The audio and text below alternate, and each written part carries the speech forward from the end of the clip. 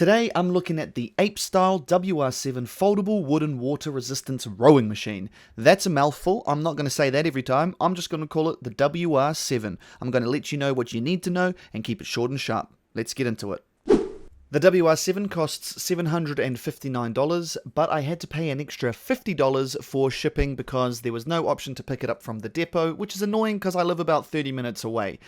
To be fair, that's still a lot cheaper than the $2,000 plus you'll have to spend on a more advanced rowing machine, and it arrived at my house within 2 to 3 days. All good.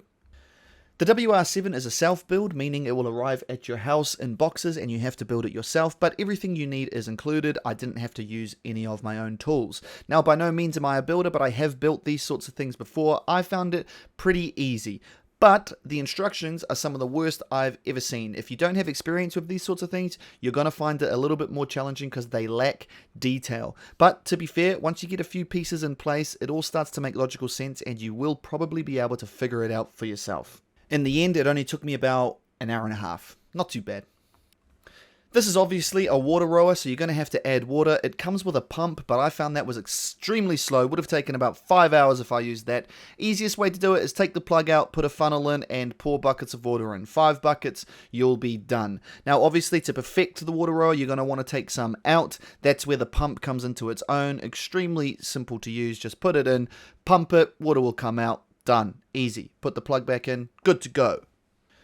When in use, the WR-7 holds its own. I'm an 80 kg man, and I really put it to the test, and no issues. It does creak a little bit, but that's probably because of the wooden finish.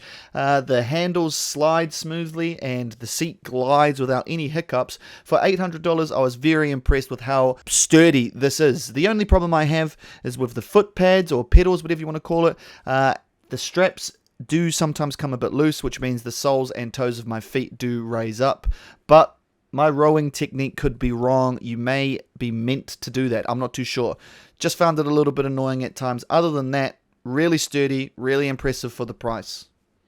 One of the things that attracted me most to the WR-7 is it can fold in half. Unfortunately, I don't have a video of that because when I did it, all the water started pouring out of the tank.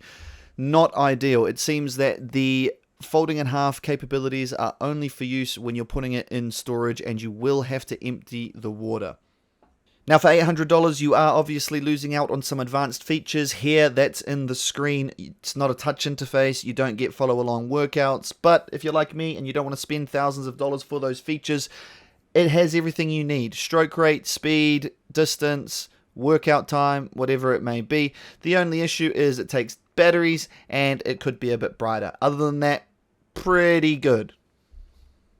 If you're looking for an affordable, functional rower, the WR-7 is pretty good. Obviously, you miss out on advanced features, but if you're not looking for any of those things, it ticks all of the boxes. It can handle hard workouts, it looks great, and it's easy enough to build. The only issues are minor. If this is what you're looking for, in the description, there's a link that will take you straight to the MightyApe page.